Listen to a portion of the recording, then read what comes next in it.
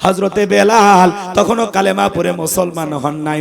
নবীজি দাওয়াত দেয়, নবীজির দাওয়াত শুনে আমার ভাইয়েরা হযরতে বেলাল রাত্রি বেলায় বিশ্ব নবীর দরবারে উপস্থিত হয়ে গেলেন। নবীজি দাঁড়ার আর কামে বসা। হযরতে বেলাল নবীজির চেহারার দিকে তাকাইয়া ডেকে বলেন, নবী গো, আপনার চাইতে সুন্দর মানুষ আমি জীবনে কোনোদিন দেখি নাই। আপনার আমার নবী কতটা সুন্দর ছিলেন জানেন? হযরতে জাবির রাদিয়াল্লাহু তাআলা বলেন, পূর্ণিমার রাত আমি রাসূলের বাড়িতে গিয়েছিলাম, সেদিন দেখেছিলাম চাঁদ উদয় হয়েছে দুইটা, একটা চাঁদ আসমানে আর একটা চাঁদ জমিনে। হযরতে জাবির রাদিয়াল্লাহু তাআলা বলেন, আমি একবার আকাশের পূর্ণিমার চাঁদের দিকে তাকাই আর একবার আমার বিশ্ব নবীর চেহারার দিকে তাকাই। হযরতে জাবির বলেন, ওই আকাশের পূর্ণিমার চাঁদের চাইতেও আমার নবীকে আমার কাছে বেশি সুন্দর মনে হয়। একটু জোরে বলেন না সুবহানাল্লাহ। আপনার আমার নবী কতটা সুন্দর ছিলেন জানেন? আম্মা জান আয়েশা ডেকে বলেন, যারা ইউসুফ নবীর চেহারার দিকে তাকাইয়া মিশরের নারীরা ফল কাটতে গিয়ে আঙ্গুল কেটে ফেলে দিয়েছিল, ওরা যদি বিশ্ব নবীর চেহারার দিকে তাকাইতো, শুধুমাত্র আঙ্গুল নয়, আঙ্গুল কাটতে কাটতে হাত কাটতে কাটতে কখন যে নিজের কলিজা কেটে দুফাক করে দিত মুহূর্তের জন্য টের পাইতো না। আপনার আমার নবী এতটাই সুন্দর। আম্মা জান আয়েশারও ডেকে বলেন, ও দুনিয়ার মানুষ, তোমাদের একটা সূর্য আছে, আমি আয়েশারও একটা সূর্য আছে। তোমাদের সূর্য উদয় হয় দিনের বেলায় আর আমি আয়েশার সূর্য উদয় হয় রাতের বেলায়। আম্মা জান আয়েশা একদিন সেলাইয়ের কাজ করতেছিলেন, হাত থেকে সুইটা পড়ে গেল, বাতিতে কোনো তেল ছিল না, বাতি জ্বালাইতে পারলেন না, অপেক্ষায় বসে থাকলেন। নবীজি যখন এশার সালাত আদায় করার পরে ঘরের ভিতরে প্রবেশ করলেন, নবীজি ঘরে ঢুকে সর্বপ্রথম আম্মা জান আয়েশাকে সালাম দিলেন। নবী ঘরে ঢুকে স্ত্রীকে কি দিলেন? জোরে বলেন। আপনি আমি যখন ঘরে ঢুকবো স্ত্রীকে সালাম দেওয়ার দরকার আছে না নাই? স্ত্রীকে সালাম দেওয়া এটা রাসূলের সুন্নত, কথা বলে ঠিক কি না? তাহলে বাড়িতে যখন প্রবেশ করবেন বিবিকে সালাম দিবেন, আসসালামু আলাইকুম রহিমা, কেমন আছো সোনা? ঘরের দরজাটা খোলো না, আমি তোমার লিটনের বাপ, তোমার দিওয়ানা। বউ খুশি হয়ে দরজা খুলবে। কথা বলে না? কথা বলে। কিন্তু আমাদের ব্যবহার এত ভালো না, আমরা ঘরের দরজা যত রাগ ক্ষোভ আছে সব ঝাড়ি, চিৎকার মেরে ডাক দেয়, এ রুবেলের মা, এই দরজা খোল, বেশি দেরি হলে দরজা ভাঙে ফেলা দিয়া, আজ পিঠের উপর তোর কি যে হবে রে। ভিতর থেকে বউ বলে, এটা স্বামী না সেকেন্ড আজরাইল। কথা কয় না? কথা কয় না? এই জন্য ভাইয়ের আমার, বউয়ের সাথে খারাপ ব্যবহার করার কোনো সুযোগ নাই। প্রথমে যায় বউকে সালাম দিবেন, লোকজন যদি না থাকে বউয়ের হাতটা ধরে মুসাফা করবেন। এ যুবক, কার হাত? জোরে বলে, কথা কয় না? এ পরে পরে বিয়ে পরে করে, আগে আমার কথাটা শোনো। বলো, কার হাত? বউয়ের হাত ধরে মুসাফা করবা, পাশের বাড়ির ভাবির হাত না ধরলে ঝাঁটা দিয়ে পিটাবে। কথা কন ঠিক কি না? বউয়ের হাত ধরে মুসাফা করবেন। আর একেবারে যদি ময়দান ফাঁকা থাকে, আশেপাশে কেউ না থাকে, কোলাকুলিও সেরে নেবেন। স্বামী স্ত্রীর মধ্যে সালাম আদান প্রদান হলে আল্লাহর পক্ষ থেকে তাদের দাম্পত্য জীবনের উপরে রহমত নাজিল হয়। একটু জোরে কন না সুবহানাল্লাহ। পারবেন? বউকে সালাম দেওয়ার সাহস আছে তো ইনশাআল্লাহ? শোনেন, স্বামী স্ত্রীর মধ্যে সালাম আদান প্রদান হলে একে অপরের প্রতি শ্রদ্ধা, ভক্তি, বিশ্বাস, ভালোবাসা বেড়ে যায়। আপনারা তো বুঝেন না। মিসাই হুজুরের কাছে যান যে হুজুর পানি পড়া দেন, বইয়ের সাথে মিলে না। পানি পড়া দোয়া তাবিজ দিয়ে মিলবে না। সুন্নত আমল করলেই আল্লাহ রহমত নাজিল করবে। কথা বলেন ঠিক কি না? আমলেই শান্তি, আমলেই মুক্তি। কথা কয়? রাগ করছেন আপনারা? স্বামী ঘরের ভিতর ঢোকে কিছু বলে না, বউ গেট খুলে দেয় কিছুই বলে না, দুইজনে বোবা। কথা কয় না? এই জন্যই বোবা না থাকা একটু জবানটা চালু করেন। পারবেন তো ইনশাআল্লাহ? জয়পুর হাটে ওয়াজ করলাম, এক যুবক বলে, হুজুর বউকে সালাম দিতে গিয়ে আমার শরম লাগে। আমি তখন বললাম, তুমি বিয়ে করছো? কি কোন হুজুর, 3 সন্তানের বাপ আমি। আমি তখন বললাম, স্ত্রী সহবাসের একটা দোয়া আছে, তুমি জানো? কয়, দত হুজুর, ওটা দোয়া পড়ার টাইম। কথা কয় না কেন? এরকম যুবক আছে না নাই? এদিক খেয়াল করেন, স্ত্রীকে সালাম দিতে গিয়ে শরম লাগে, অথচ বইয়ের বাচ্চা হয়ে যায়। কথা বলে ঠিক কি না? আর শরম যদি বেশি হইতো, ওর বইয়ের তো বাচ্চা হওয়ারই কথা না। কথা ঠিক কি না? এই জন্য স্ত্রীকে সালাম দিবেন। যারা বলবে হুজুর বউকে সালাম দিতে গিয়ে শরম লাগে, ওটা শরম না, ওটা শয়তান। ওটা কি? জোরে বলুন, এটা কি? প্রত্যেকটা মুসলমান পরিষ্কার ভাবে স্ত্রীকে সালাম দিবেন এবং যে কোনো বাড়িতে প্রবেশ করার আগে ওই গৃহবাসীকে সালাম দিবেন। কথা কয় না কেন? এক মুসলমান আর এক মুসলমানের বাড়ির যা কি দেওয়া লাগবে? প্রথম কি? জোরে বলেন কি? রুবেল রুবেল কয়া রুবেলের বাড়ির ভিতর ঢুকতেছে, রুবেলের বইয়ের ওন্না ঠিক নাই, রুবেলের মায়ের ওন্না ঠিক নাই, সব দেখা শেষ, সিসি ক্যামেরা। কথা কয় না ভাই? এই জন্য মুসলমান প্রথমে যে কোনো বাড়িতে প্রবেশ করার সময় প্রথমে দিতে হবে সালাম, আসসালামু আলাইকুম। কথা কয় না কেন? প্রথমে সালাম দিবেন, এরপরে বলবেন ভাই আমি তো এই যে রসুলপুর থেকে আসছি, তো এই যে মোবারকের সাথে দেখা করতে আসছি, মোবারক ভাই কি বাড়িতে আছে? ভিতরের লোক যখন অনুমতি দেবে, হ্যাঁ আপনি ভিতরে আসেন, তখন ভিতরে প্রবেশ করবেন। একবার সালাম দিবেন, কোনো জবাব পাননি, দুইবার সালাম দিবেন, কোনো জবাব পাননি, তিনবার সালাম দিবেন, কোনো জবাব পাননি, ডাকার পরেও সারা পাননি, এখন আপনি ওখান থেকে ব্যাক যান। কথা কয় না কেন? ওই বাড়িতে আজকে আর দেখা হবে না, আপনি বাড়ি চলে যান। মোবাইল নাম্বার থাকলে ফোন দেন, কিন্তু খবরদার জানালা দিয়ে উঁকি মারবেন না, গেটের উপর দিয়ে দেখার চেষ্টা করবেন না। এগুলো করা যাবে? এই স্বভাব কোন মুসলমানের হতে পারে? হাদিস শরীফের ভিতরে আসছে কেউ যদি উঁকি মারে আর বাড়ির লোক যদি কিছুতে আর চোখ কানাও করে দেয়, তাও গুনাহ হবে। কথা কয় না? তাহলে উঁকি মারা কত খারাপ জিনিস। কথা কন নাকি আপনারা? ভাইবেন না যে হুজুর এগুলো ওয়াজ করতেছেন কেন, এগুলো বলা লাগবে। সমাজ ঠিক, ঘর ঠিক, গ্রাম ঠিক, পুরো দেশ ঠিক হয়ে যাবে। কথা বলে ঠিক এরা? এই জন্য পারবো তো ইনশাআল্লাহ। বাড়িতে আজকে সালাম দিবেন, পারবেন? চাচা পারা যাবে? বউকে সালাম দেওয়া যাবে? বা চাচা কথা কয় না, বউকে সালাম দেবেন ইনশাআল্লাহ। আচ্ছা আপনারা কি রাগ করতেছেন? রাগ কইরেন না আমার ভাইয়েরা। আজকে হয়তোবা প্রথম দিন সালাম দিলে বউ হয়তোবা বলবে কারে সালাম দিলা? যদি বলেন শেফালি তোমারই দিলাম, তখন বলতে পারে আজকে আবার কোন হুজুরের মুরিদ নিয়ে বাড়িতে ঢুকলা, সেদিনই তো অমুকের গাছের কলা চুরি করলা। কারণ এই অভ্যাস তো নাই। প্রথম দিলে একটু টিটকারি মারবে, 2-4-10 দিন দিতে দিতেই অভ্যাসে পরিণত হবে। পারবো তো ইনশাআল্লাহ। দাম্পত্য জীবনে যদি আপনারা সুখ পেতে চান, রাসূলের 4টা সুন্নাত প্রত্যেকটা ঘরে আমল করা লাগবে। জোরে বলেন কয়টা? 4টা সুন্নাত আমল করলে আপনাদের দাম্পত্য জীবনে কোনোদিন অশান্তি থাকবে না। আল্লাহ সুখ শান্তি দিয়া ঘরটা ভরপুর করে দিবেন। কি সেই 4টি সুন্নাত আপনারা শুনবেন? কারা কারা হাত তোলেন আর একবার দেখি। লিল্লাহে তাকবীর। হাত নামান বাজান গো আমার, এখনই বলতে গেলে এলোমেলো হয়ে যাবে, এত বলার সময় আমার নাই। যদি মনে করেন যে হুজুর শুনবো, শেষের দিকে আমারে মনে করায় দিবেন, আমি বলার চেষ্টা করব ইনশাআল্লাহ। আমার ভাইয়েরা, বিশ্বনবী সালাম দিয়ে ঘরের ভিতরে প্রবেশ করলেন। আম্মা জান আয়েশা ডেকে বলেন, নবীজির চেহারার আলোতে সুইটা কই পড়ে আছে আমি পরিষ্কার দেখতে পেয়েছি। কেমন নবী পাইছি? নবীর সম্মান মর্যাদা কত জানেন? যে নবী জমিনে হেঁটে গেলে আসমানের মেঘ এসে ছায়া প্রদান করতো। মারহাবা কর। সেই নবীর চেহারার উপরে মশা মাছি পড়া হারাম। যেই নবী আসমানের চাঁদের দিকে ইশারা করলে চাঁদ 2 টুকরো হয়ে যায়, জমিনে পা তুললে মাওলা পাকের আরশে আজিমে পৌঁছে যায়। বলেন আল্লাহু আকবার। যে নবী হা বললে পুরো পৃথিবীবাসীর জন্য আল্লাহ পাক হালালে পরিণত করে দেয়, আর যে নবী না বললে পুরো পৃথিবীবাসীর জন্য আল্লাহ পাক হারামে পরিণত করে দেয়। সেই ছাগলের স্তনে দুধ নাই, বিশ্ব নবীর হাত লেগে গেলে ছাগলের স্তনে দুধে পরিপূর্ণ হয়ে যায়। সেই খাবার 2-3 জন মানুষকে শেষ হয়ে যাবে, নবীজির হাত লেগে গেলে শত শত মানুষ খায়াও যেমন খাবার তেমনি থাকে। যেই নবীর চেহারার দিকে তাকাইলে পেটের ক্ষুধা নিবারণ হয়ে যায়, সেই নবীর কাছে হযরত বেলাল কথা মনে আছে না নাই? হযরত বেলাল ডেকে বলেন, নবী আপনি কালেমার দাওয়াত দেন, ইসলামের প্রচার প্রসার করেন, আমার একটু কালেমা পড়ে মুসলমান বানায়া দেন। বিশ্বনবী তখন কালেমা পড়া দিলেন, লা ইলাহা ইল্লাল্লাহু মুহাম্মাদুর রাসূলুল্লাহ সাল্লাল্লাহু আলাইহি ওয়াসাল্লাম। হযরত বেলাল কালেমা পড়ে মুসলমান হয়ে গেল। আমার নবী ডেকে বলে, বেলাল ইসলামের অবস্থা এখন ভালো না, কালেমা পড়ে আপাতত প্রকাশ করা যাবে না। আপনারা বলেন তো বাজান, ইসলামের অবস্থা কি সব সময় ভালো থাকে?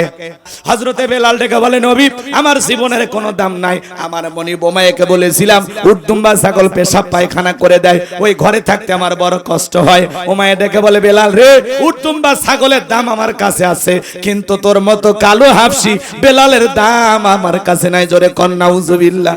ও নবী আপনি শুধু আমাকে দোয়া করে দেন মৃত্যু পর্যন্ত যেন আমি কালেমার প্রতি টিকে থাকতে পারি। নবীজির কাছ থেকে বেলাল চলে আসলেন। পরের দিন সকালবেলা হয়ে গেল, সূর্য উদয় হয়ে গেছে, বেলাল দরজা খোলে না। অন্যান্য চাকর বাকর যারা আছে এরা নালিশটা চলে গেল ওমায়ের কাছে, যা বলেন এটা বেলাল এখন পর্যন্ত দরজা খোলে নাই, তাই নাকি? বলে হ্যাঁ ঠিক আছে চলো। এইবার দরজায় ডাক দেয়, বেলাল দরজা খোলো। হযরত বেলাল দরজা খোলে না, জোরে করে ধাক্কা মারছে, দরজা খুইলা গেছে। এইবার উমাইয়া তাকিয়ে দেখে সেই রাত্রিতে বেলাল কালেমা পড়ে মুসলমান হয়েছেন, ওই রাত্রিতে একটা উটদুম্বা ছাগলের কাছে কোনো পেশাব পায়খানা নাই। জোরে বলেন মারহাবা। এইবার ওমায় ডেকে বলে, এ চাকরের দল, বেলালের বিরুদ্ধে মিথ্যা অভিযোগ দাও। তোমরা যখন ঘুমাচ্ছিলে বেলাল তখন ময়লা আবর্জনা পরিষ্কার করেছে, তাকায়া দেখো না একটা উটদুম্বা ছাগলের কাছে কোনো পেশাব পায়খানা নাই। যাও নিজেদের কাজ করো, বেলালকে বেলালের মতো থাকতে দাও। এই কথা বলে ওদেরকে তাড়িয়ে দিলেন। এক পা দুপা করে বেলালের কাছে চলে গেলেন। হযরতে বেলাল দেয়ালে পিঠটা লাগাইয়া জিহ্বা নাড়ায়া জিকির করে কার? এবার হযরত বেলালকে পায়া হালকা করে ধাক্কা মারছে, যখন জবান দিয়ে কালেমার আওয়াজ বের হয়েছে তখন ওমায়া ডেকে বলে, বেলাল তোর জবান দিয়ে কি শুনলাম, তুমি কি মুসলমান হয়েছো? হযরতে বেলাল ডেকে বলে, মুসলমান হয় যারা মিথ্যা কথা বলতে পারে না তারা, ওয়াকুলু কওলান সাদীদা। মুসলমানেরা হবে সত্যবাদী, মুসলমানেরা কখনো মিথ্যাবাদী হতে পারে? আমরা মিথ্যাবাদী দেখি নাই। মিথ্যা বলতে বলতে চেহারা বেঁকা হয়ে গেছে, এক পা কবরে ঢুকে গেছে, এরপর মিথ্যা বলা ছাড়ে নাই। কথা বলেন, আমরা কিন্তু অনেকে মিথ্যা কথা বলি, আপনারা বলেন না মনে হয়? বলেন বলেন, মুসলমান কি মিথ্যাবাদী হতে পারে? মুসলমান সত্য কথা বলতে হবে। এই জবানের বড় দাম বাজান, আমরা জবান দিয়ে সত্যি কথা বলবো ইনশাআল্লাহ। আমার ভাইয়েরা গভীর মনোযোগ দিয়ে কথাগুলো শ্রবণ করার চেষ্টা করবেন। হযরত বেলাল ডেকে বলেন, গতকাল রাত্রিতে নবীজির হাতে হাত রেখে আমি কালেমা পড়ে মুসলমান হয়েছি, ঈমান এনেছি। মারহাবা বলেন। এই কথা শোনার পরে উমাইয়া ডেকে বলে, বেলাল আমি তোরে উটদুম্বা ছাগলের মালিক বানায় দেব, থাকার জন্য ভালো ঘরের ব্যবস্থা করে দেব। হযরতে বেলাল ডেকে বলে, উমাইয়া রে, দুনিয়ার কোন পার্থিব সম্পদের বিনিময়ে বেলাল তার ঈমান বিক্রি করবে না। জোরে বলেন মারহাবা। এইবার উমাইয়া ডেকে বলে, এ বেলাল আমার কথা না শুনলে বড় নেতা আবু জেহেলকে খবর দেব। হযরতে বেলাল ডেকে বলে, কোন বড় নেতা ছোট নেতা কাউকে এখনো গোনার টাইম নাই। আমি দুনিয়ার কোন আবু জেহেলকে ভয় করি না, আমি ভয় করি আমার আল্লাহকে। আল্লাহ ছাড়া দুনিয়ার কোন নেতাকে ভয় করা জায়েজ নাই।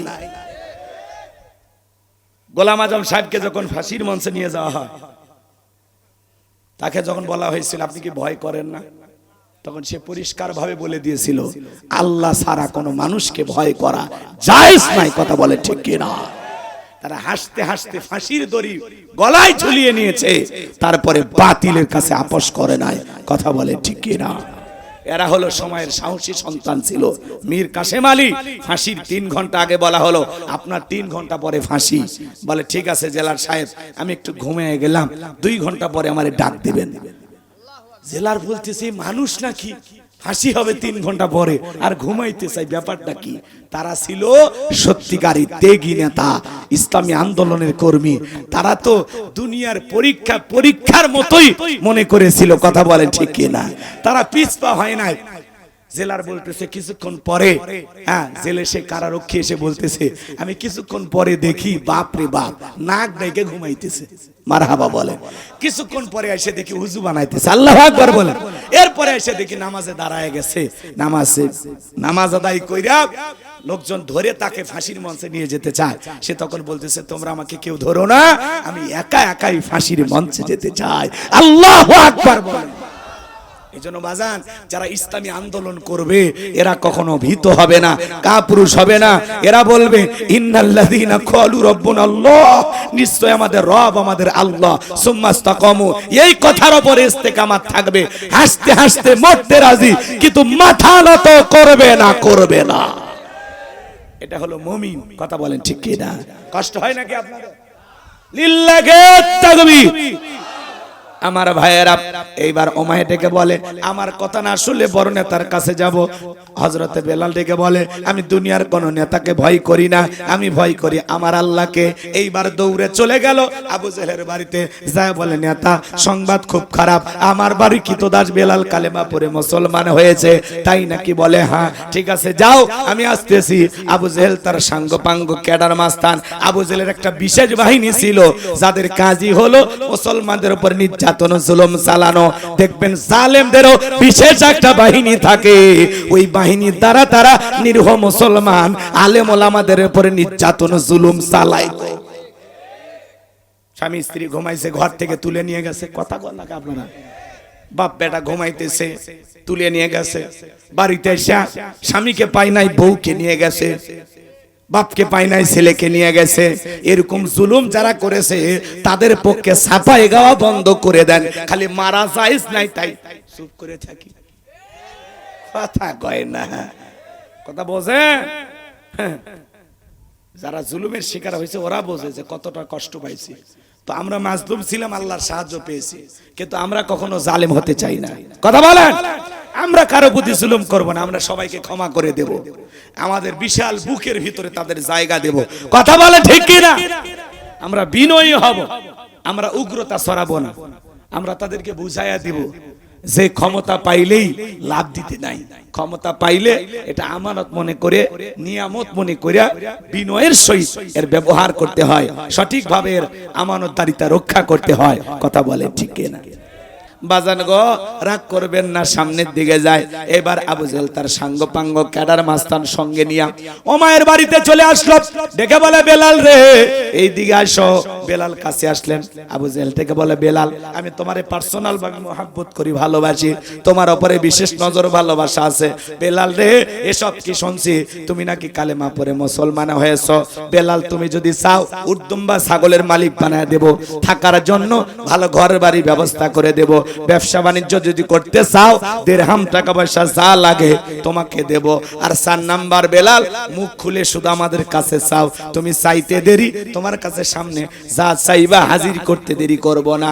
তারপরে আব্দুল্লাহর বেটা মুহাম্মদ সাল্লাল্লাহু আলাইহি সাল্লামের ধর্ম ত্যাগ করে আবারও বাগদাদের ধর্মে ফিরে আসো। হযরতে বেলাল ডেকে বলে আবু জেহেল রে দুনিয়ার সব সম্পদ যদি বেলালকে দিতে চাও, দুনিয়ার সব সম্পদ ছাড়তে রাজি, কিন্তু বিশ্ব নবীর কালেমা ছাড়তে রাজি নাই। জোরে বলেন মারহাবা। বেলালের মতো যারা খাঁটি ইমানদার এদেরকে টাকা দিয়া কেনা যায়, কথা বলে না কেন? কিন্তু মুনাফিক মার্কা মুসলমান যারা টাকার কাছে বিক্রি হয়, তারা টাকা যেই দিকে ওদের ফতুয়া সেই দিকে, টাকার জোরে ওদের ফতুয়া ঘরে। কথা বলেন, এই জন্য তো ওদের কিছু অনুসারী ছিল না, এক প্যাকেট বিরিয়ানি খা কয় ম্যাডাম আপনি কনফার্ম জান্নাতি। কথা কয় না ভাই, রাগ করছেন আপনারা? টাকা পাইলে ফতুয়া বৈধকে অবৈধ বলে চালিয়ে দেয়, আর অবৈধটাকে হালাল বলে চালিয়ে দেয়, টাকার জোরে ওদের ফতুয়া করে। দেখেন না কিছু কিছু আপনাদের এলাকায় নাই, কিন্তু আমি অন্য দেশের কথা বলছি। রাগ করে বউ তালাক দিছে, মানুষ তো রাগ করে বউ তালাক দেয় নাকি শখ করে দেয়? হ্যাঁ, কেউ কি ওই মহাদেবপুর থেকে 2 কেজি গরুর গোস্ত, মিষ্টি, দই, তারপরে কয়েকটা শাড়ি, 3 পিস, আপেল, আঙ্গুর, কমলা, বেদানা এগুলো কিনে নিয়ে এসে বউকে আদর আপ্যায়ন করে গিফট টিপ দিয়ে ব্যাংকের 5 লাখ 10 লাখ টাকার একটা চেক লিখে দিয়ে হাসতে হাসতে বলে আমি কিন্তু নিয়ত করছি আজকে তোমার তালাক দেব। এরকম করে দেয় না? মাথা গরম হলেই দেয়। কথা কয় না? যুবকদেরকে বলো মাথা গরম হলে যে বউরে তালাক দিতে হবে এমনটা না, মাথা গরম হচ্ছে 7 দিন জঙ্গলে যা ঘুমা। কথা কয় না কেন? মাথা গরম হইছে বউরে বাদ দিয়া তুমি অন্য জায়গায় যা ঘোরাফেরা করে আসো, বউ থাকে কি একলাই থাকে, তুমি 7 দিন কক্সবাজারে যা গোসল করে আসো। কথা কয় না কেন? মাথা গরম হয়ে বউ তালাক দিয়া পরে যায় 2 ঘন্টা পরে কান্দে আর বলে হাইরে 2টা বাচ্চা আছে এখন কি হবে, এর তো মাথা গরম হয়ে গেছে। তখন মুফতি সাহেবের কাছে বলছো আমার 2টা বাচ্চা আছে, হুজুর এখন কি করবে? ওই হাতের মধ্যে 5-10 হাজার ধরায় দেয়, বলে আসলে তো এটা জায়েজ নাই, হয় না, আমি এমনি বলতেছি, আবার যেন রাগ করেন না। তখন এই টাকার কারণে বলে আর একবার তওবা তাগেদা করে রিস্ক নেওয়া যায় আর কি। আচ্ছা, রাগ করে একটা মানুষ খুন করলে যখন রাগ কমে যায় অবশ্যই লোকটা আবার জিন্দা হয় না? কথা কয় না। তালাক হলো মারাত্মক একটা বিষয়, খুবই গুরুত্বপূর্ণ। বিয়ে করাটা যেমন সহজ, বউকে তালাক দেওয়া খুব সহজ। কথা কয় না। এই জন্য যুবক যারা আছো, বিয়ে করার আগে তালাকের মাসালা জানবা, কি কি কারণে বউ তালাক হয়। কথা কয় না। যাই না তারপরে বিয়ে করো, রাগ করে বউ তালাক দে, পরে হুজুরের হাত পা ধরে কান্দা। আর খালি তালাক বউ দেয় না, কয় বউ তালাক আর মাও বলে তালাক। কত বড় হারামি। আল্লাহ এদের হেদায়েত দান করো। জোরে বলেন আমি। তালাক দেবেন না, আল্লাহ যেন বুঝ দান করে আপনাদের। জোরে বলেন আমি। হ্যাঁ, একেবারে বদমেজাজি, রাগী, বাজে ভাষায় গালি দেয়, আপনার সাথে সম্পর্ক ঠিক নাই, পর্দা পুশিদা মানে না, অনেক অনসিহত করলেন, নিজে বুঝাইলেন, পরিবার বুঝাইলো, আত্মীয় স্বজন বুঝাইলো, কোনো মতে লাইনে আসতেছে না, তখন না হয় বাধ্য হয় আর কি। কথা কয় না। কিন্তু প্রথমে ভালো বানানোর চেষ্টা করা দরকার আছে না? রাগ করছেন আপনারা, করেন, সমস্যা নাই। আমার ভাইয়েরা, সামনের দিকে যাই বাজান গো আমার। হযরতে বেলাল দেখে বলে, দুনিয়ার সব সম্পদ ছাড়তে রাজি, কিন্তু নবীজির কালেমা ছাড়তে রাজি নাই। আল্লাহু আকবার বলেন। এইবার আবু জেহেল ডেকে বলে, বেলাল রে, সোজা আঙ্গুলে ঘিউ না উঠলে আঙ্গুলে একটু বাঁকা করা লাগবে। এই কথা বলে যুবকদের লেলিয়ে দিল, চাবুক দিয়ে পিটাও। হযরতে বেলালকে চাবুক দিয়ে পিটাইতে পিটাইতে কালো চামড়া গুলো ফেটে ফেটে রক্ত ঝরতেছে। ওরা যত জোরে চাবুক মারে, বেলাল তত জোরে আল্লাহর নামের জিকির করে। চাবুক দিয়ে পিটাইতে পিটাইতে আবু জেহেল থেকে বলে, বেলাল, এতগুলো মারলাম, আঘাত করলাম রে বেলাল, তোমার পিঠটা দিয়া রক্ত ঝরে রে বেলাল, এরপরে কি নবীজির কালেমা ছাড়বা না? হযরতে বেলাল ডেকে বলে, আবু জেহেল রে, মারতে মারতে যদি মেরেও ফেলে দাও, জীবনটা দিতে রাজি, কিন্তু নবীজির কালেমা ছাড়তে রাজি না। এইবার আবু জেহেল যুবকদেরকে লিলিয়ে দিল, বেলালের পায়ের রশি লাগাও। হযরতে বেলালের পায়ের রশি লাগায় উঠের পায়ের সাথে বেঁধে মরুভূমির উত্তপ্ত গরম বালিতে ছেঁচড়াইয়া ছেঁচড়াইয়া নিয়ে ঘোরা হলো। ইসলামের প্রথম মসজিদ, দেখেন কত বড় নির্যাতন জুলুম তার উপরে করা হয়েছে। আরবের গরম বালি কেমন গরম জানেন? চাল দিলে মুড়ি হয়ে যায়, ডিম দিলে ভাজি হয়ে যাবে, এত গরম। উত্তপ্ত গরম বালিতে ছেঁচড়াইয়া ছেঁচড়াইয়া নিয়ে ঘোরা গেল, বাবলা গাছের কাটা গেল, জিব্বার ভিতরে পেরেকের মতো মারা গেল। বিকেল বেলা নিয়ে এসে বলে, বেলাল, এত পিটাইলাম, পায়ের রশি লাগাইয়া নিয়ে ঘুরলাম রে বেলাল, তারপরেও কি বিশ্ব নবীর কালেমা ছাড়বি না? হযরতে বেলাল দেখে বলে, আবু জেহেল রে, মারতে মারতে যদি মেরেও ফেলে দাও, জীবন দিতে রাজি, মনে রাখবা নিঃশ্বাস থাকবে যতদিন, বেলাল কালেমার পথে টিকে থাকবে ততদিন। চিৎকার মেরে বলেন আল্লাহু আকবার। এইবার আবু জেহেল দেখে বলে, যুবকেরা যাও, বিশাল বড় একটা পাথর নিয়ে আসা বেলালের বুকের উপরে চাপায়া দাও। বিশাল বড় একটা পাথর হযরতে বেলালের বুকের উপরে চাপায়া দেওয়া হলো। এরপরে আবু জেহেল মনে মনে ভাবলো, এই পাথরে চাপার আঘাতে বেলাল মারা যাবে। এই কথা ভেবে তারা চলে গেল। হযরতে বেলালের বুকের উপরে বিশাল বড় পাথর, এরপরেও জিহ্বা নাড়ায়া জিকির করে কার? আর একটু জোরে বলেন কার? আমার ভাইয়েরা, বেলালের চোখ দিয়ে পানি ঝরতেছে, তারপরে জিহ্বা নাড়ানো বন্ধ নাই। আপনাকে তো জিকির করার জন্য কেউ পিটায় না, মারে না। আপনাকে মারে? জোরে বলেন, কেউ মারে? কিন্তু আমরা কপাল পোড়া, তারপরে আল্লাহর জিকির করি না। হাঁটতে হাঁটতে জিকির করা যায়, মাঠে কাজ করতে করতে জিকির করা যায়, রিক্সা ভ্যান চালাতে চালাতে জিকির করা যায়, ব্যবসা প্রতিষ্ঠানে বৈশা বৈশা জিকির করা যায়। মনে চাইলেই 24টা ঘন্টায় যখনই জাগ্রত থাকবো, সব সময় জবানে জিকির চালি থাকবে। কার? হাদিস শরীফের ভিতরে আসছে, যার জিহ্বাটা আল্লাহর জিকিরে ভিজা থাকবে, ওই জিহ্বাওয়ালা মানুষ কোনোদিন জাহান্নামের আগুনে জ্বলবে না। ফাযকুরুনি আযকুরুকুম ওয়াশকুরুলি ওয়ালা তাকফুরুন। তোমরা আমারে স্মরণ করো, আমি আল্লাহ তোমাদেরকে স্মরণ করব। কৃতজ্ঞতা প্রকাশ করো, অকৃতজ্ঞ হয়ো না। তাহলে সব সময় জবানে জিকির থাকবে কার? সুবহানাল্লাহ সুবহানাল্লাহ, আলহামদুলিল্লাহ আলহামদুলিল্লাহ, আল্লাহু আকবার আল্লাহু আকবার, লা ইলাহা ইল্লাল্লাহ লা ইলাহা ইল্লাল্লাহ, সুবহানাল্লাহি বিহামদিহি সুবহানাল্লাহিল আযীম, আস্তাগফিরুল্লাহ আস্তাগফিরুল্লাহাল্লাযী লা ইলাহা ইল্লা হুয়াল হাইয়ুল কাইয়্যুম ওয়া আতুবু ইলাইহি, লা হাওলা ওয়ালা কুওয়াতা ইল্লা বিল্লাহিল আলিয়্যুল আযীম। আমার ভাইয়েরা গভীর মনোযোগ দিয়ে শোনেন। হযরত বেলাল জিব্বানারা জিকির করে আর ডেকে বলে, আল্লাহ তুমি তো সেই আল্লাহ, ইব্রাহিমের জন্য যদি নমরুদের আগুনকে ফুলের বাগান বানায় দিতে পারো, আল্লাহ আমি বেলালের বুকের উপরে পাথর থাকার কারণে তোমার মতো মালিকের জিকির করতে বড় কষ্ট হয়, আল্লাহ তুমি কি পারো না বেলালের বুকের পাথরটাকে তুলার মতো নরম বানায় দিতে? হযরতে বেলাল দোয়া করতে দেরি, আসমানের মালিক আল্লাহ দোয়া কবুল করতে দেরি করে নাই, বেলালের বুকের পাথরটাকে আমার আল্লাহ তুলার মতো নরম বানিয়ে দিয়েছে। এইবার বেলালের নিঃশ্বাসের সাথে পাথর ওঠে আর নামে। আপনি যখন আল্লাহর পছন্দের গোলাম হবেন, আপনি আল্লাহর কাছে চাইতে দেরি, আল্লাহ দিতে দেরি করবে না। সুবহানাল্লাহ বলবেন না? সে পছন্দের গোলাম হলে। আমার ভাইয়েরা, আশিক রাসূল বেলাল, নবীর পাগল বেলাল, নবীকে কত ভালোবাসতেন জানেন? নবী যে যখন মক্কা নগরীতে পথ চলতো, হযরত বেলাল একবার ডানে যায় আর একবার বামে যায়। আমার নবী ডেকে বলে, বেলাল বুঝিনে এমনটা কেন করো? হযরত বেলাল ডেকে বলে, নবী আপনি কালেমার দাওয়াত দেন, ইসলামের প্রচার প্রসার করেন, ওই কাফেরগুলো আপনার শত্রু, আপনাকে টার্গেট করে যদি তীর নিক্ষেপ করে গো নবী, ওই তীরটা যেন সর্বপ্রথম আমি বেলালের বুকের ভিতরে ঢোকে। আমি বেলাল মারা গেলে ইসলামের ক্ষতি হবে না, আপনি নবী মারা গেলে ইসলামের মাথা উঁচু করে সামনের দিকে দাঁড়াতে পারবে না। চিৎকার মেরে বলেন আল্লাহু আকবার। নিজের জীবনের বিনিময়ে আগলায় রাখতেন বেলাল নবীজিকে। আল্লাহু আকবার বলেন। আরো লম্বা কথা আছে, আমি লম্বা করতে চাচ্ছি না, কষ্ট হয় নাকি আপনাদের?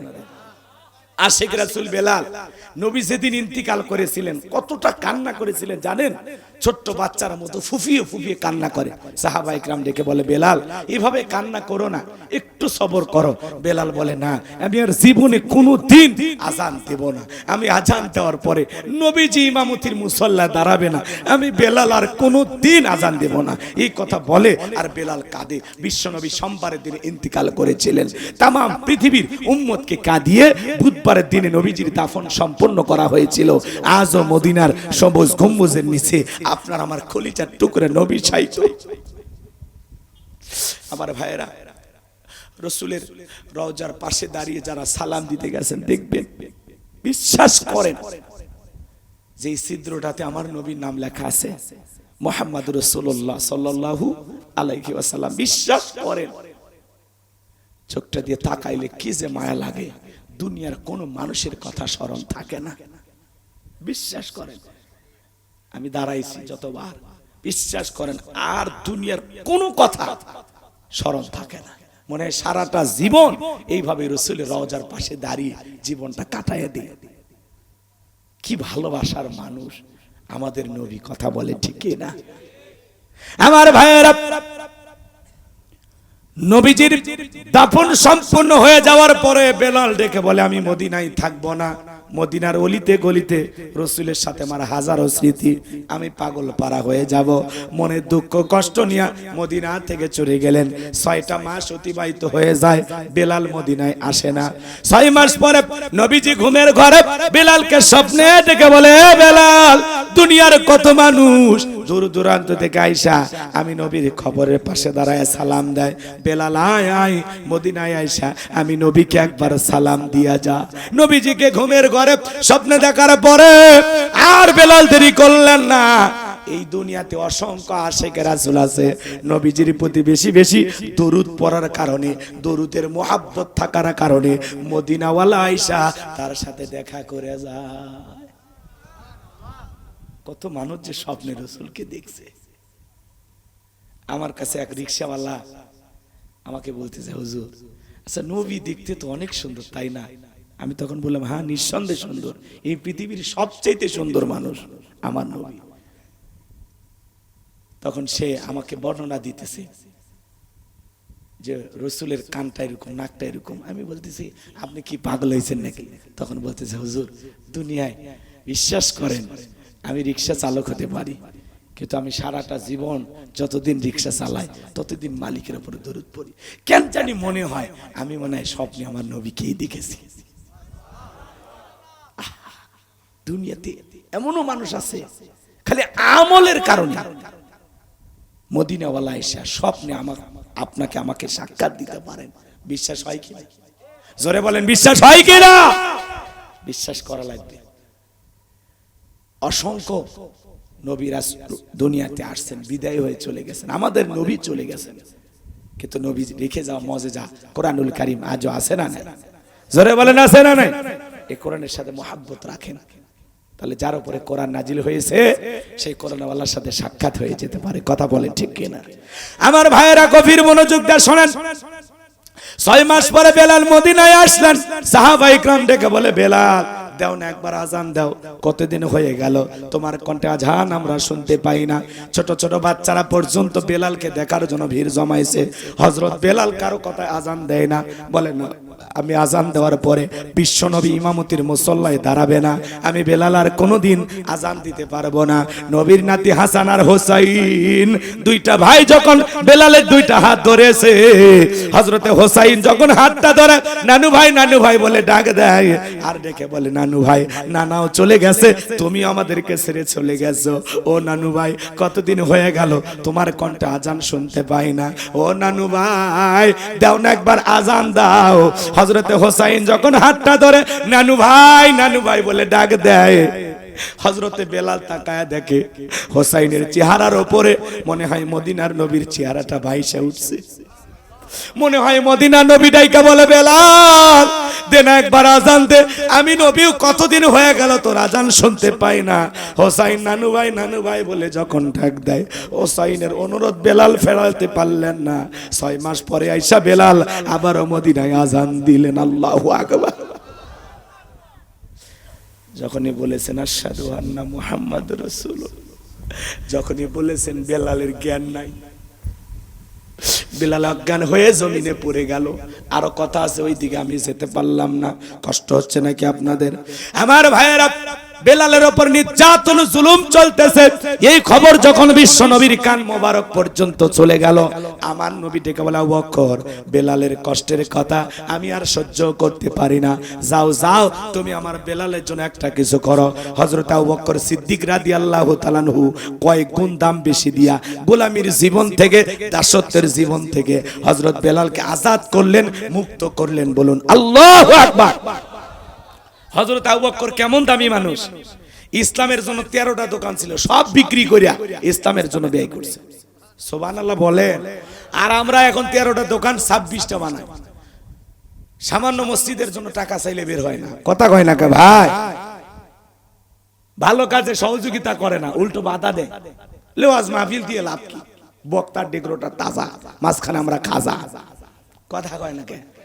এগুলো যারা বলে ভাই কোরআনের মাহফিল যুবকেরা করবে, সহযোগিতা করবেন, বাধা দেওয়ার কোনো সুযোগ নাই। ভালো কাজে উৎসাহ দিতে হয়, বাধা দিলে আপনার গুনাহ হবে। কথা বলেন না আমার ভাইয়েরা। বিশ্বনবীর সাহাবী হযরতে আনাস রাদিয়াল্লাহু তাআলা বলেন, নবীজি কাবার হাতিমে হেলান দিয়ে বসা, আমি তাকায়া দেখি নবীজির মনটা ভীষণ খারাপ, মুখটা মলিন, চোখের কোণা দিয়ে অশ্রু ঝরতেছে। কিছুটা সময় অতিবাহিত হয়ে যাওয়ার পরে আমি তাকায়া দেখি আমার নবীজি মুস্কি মুস্কি হাসতেছেন। বলুন সুবহানাল্লাহ।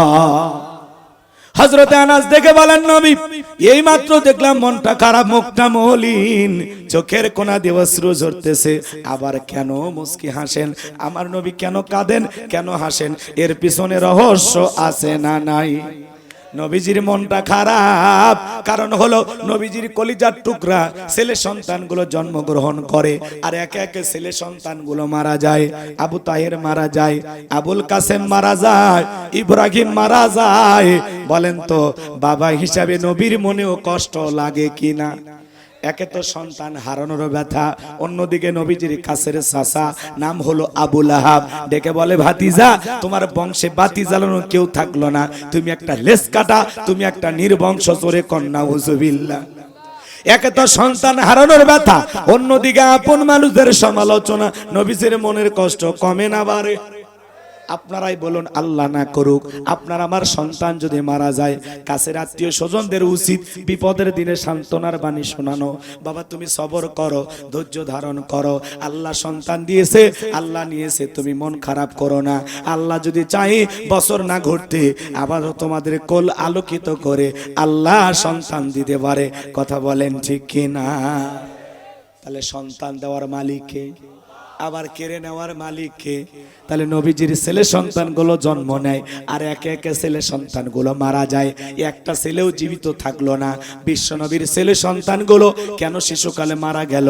এই দুনিয়ার জমিনে আল্লাহ অনেক পয়গাম্বার পাঠিয়েছেন, তাদের সন্তানও পাঠিয়েছেন, তাদের সন্তান প্রাপ্ত বয়স হওয়া পর্যন্ত, যৌবন পর্যন্ত জীবিত ছিলেন। কিন্তু বিশ্ব নবীর একটা ছেলে সন্তানও কেন যৌবন পর্যন্ত জীবিত থাকলো না? এর পেছনে কারণ আছে না নাই? নবীজির ছেলে সন্তানগুলো শিশুকালে মারা যাওয়ার পিছনে কারণ আছে তিনটি। জোরে বলেন কয়টি? নবীর উম্মত হিসেবে জানতে মনে চাই না নবীজির ছেলে সন্তানগুলো কেন জীবিত থাকলো না? শিশুকালে আল্লাহ তাআলা কেন তাদেরকে নিলেন? কি সেই তিনটি কারণ? কি সে রহস্য? কারা কারা শুনবেন হাত তুলে দেখেন তো দেখি। লিল্লাহে তাকবীর। হাত নামান। আমার ভাইয়েরা, অনেকে নবীর সম্মান মর্যাদা বোঝে না। এক জায়গায় যা বললেন, ভাই বলেন তো আমাদের নবীর নাম কি? বলে হুজুর আব্দুল কাদের জিলানী। পীর সাহেবের নাম মুখস্থ আছে, কিন্তু কপাল পরে আমার নবীর নামটাও বলতে পারে না। এমনও মুসলমান আছে না? নাই। আমার ভাইয়েরা গভীর মনোযোগ দিয়ে শুনবেন। তাহলে একে তো সন্তান হারানোর ব্যথা, অন্যদিকে আপন মানুষদের সমালোচনা। নবীর ছেলে সন্তানগুলো আল্লাহ তাআলা কেন শিশুকালে নিলেন? এর পিছনে কি রহস্য? কি সেই তিনটি কারণ? যদি আমি আলোচনা শুরু করি তাহলে 3 নাম্বার আয়াতের আলোচনা করা লাগবে। আমি কি 1 নাম্বার আয়াত বাদ দিয়ে 3 নাম্বারে যাব, নাকি আস্তে আস্তে শুরু করা যায়? ধৈর্য আছে তো বাজান? আমার ভাইয়েরা হৃদয়ের কান পেতে কথাগুলো শুনে যান। একে তো সন্তান হারানোর ব্যথা, অন্যদিকে আপন মানুষদের সমালোচনা। আবার সাহাবায়ে কেরাম যারা ইসলাম ধর্ম গ্রহণ করে, কাফের বেঈমানরা তাদের উপর নির্যাতন জুলুমের স্টিম রোলার চালায়। যুগে যুগে আবু জেহেলের মতো অনেক মানুষ ষড়যন্ত্র করেছে, ইসলামকে থামানোর চেষ্টা করেছে, কিন্তু ওরা পারে নাই। ভবিষ্যতে যারা চেষ্টা করবে এরাও পারবে না। কথা বলেন ঠিক কি না? কোরআন এমন একটি কিতাব, কোরআনের এদিক খেয়াল করেন, এক জায়গায় কোরআনের মাহফিল বন্ধ করবেন, আল্লাহ 10 জায়গায় চালু করে দেবে। কথা বলেন না কেন? কোরআন বন্ধ করার ষড়যন্ত্র করে কোনো লাভ নেই। আমার ভাইয়েরা, হযরত বিলালকে আজাদ করার পরে, মুক্ত করার পরে, এই যখন ইসলামের অবস্থা, একদিকে সাহাবায়ে কেরামদের উপর নির্যাতন, অন্যদিকে সন্তান হারানোর ব্যথা, নবীর যখন মন খারাপ, নবীজি যখন কষ্ট পাইতেছেন, বলেন তো বাজান নবীকে সান্ত্বনা দেওয়ার দায়িত্ব কার? আর একটু জোরে বলেন তো কার? আমার আল্লাহ তখন ডেকে বলে, এ জিবরাইল, আমার বন্ধুর মা নাই, বাবা নাই, আমি ছাড়া আমার বন্ধুর ভালোবাসার কেউ নাই। এ জিবরাইল, আর করিস না দেরি, লাহু মাহফুজ থেকে সূরা কাউসার নিয়ে যায় আমার বন্ধুর উপরে নাজিল কর তাড়াতাড়ি। চিৎকার মেরে বলেন মারহাবা। বিশ্বনবী ডেকে বলে, আনাস, আমার মনটা কেন খারাপ তোমরা জানো? কি তোমার মুস্কি হাসি দেওয়ার কারণ হলো এই মাত্র আসমান থেকে জিবরাইল এসে আমার উপরে সূরা কাউসার নাজিল করলো। বলুন আল্লাহু আকবার। বিশ্বনবী তখন সাহাবায়ে কেরামদের সামনে তেলাওয়াত করলেন। জবান ছেড়ে সবাই তেলাওয়াত করুন। ইন্না আ'তাইনাকাল কাউসার ফাসাল্লি লিরাব্বিকা ওয়ানহার ইন্না শানিয়াকা হুয়াল আবতার। আল্লাহু আকবার। এইবার চলেন আমরা আয়াতের আলোচনায় চলে যাই। কষ্ট হচ্ছে? 1 নাম্বার আয়াত, আল্লাহ আ'তাইনাকাল কাউসার, অবশ্যই আমি আল্লাহ পাক আপনাকে হাউজে কাউসার দান করেছি। বলুন আল্লাহু আকবার।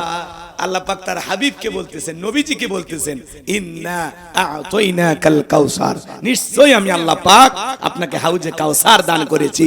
চিৎকার মেরে বলুন আল্লাহু আকবার। আমার ভাইয়েরা, এই হাউজে কাউসার পৃথিবীর অন্য কোন নবী রাসূলকে আল্লাহ পাক দেন নাই।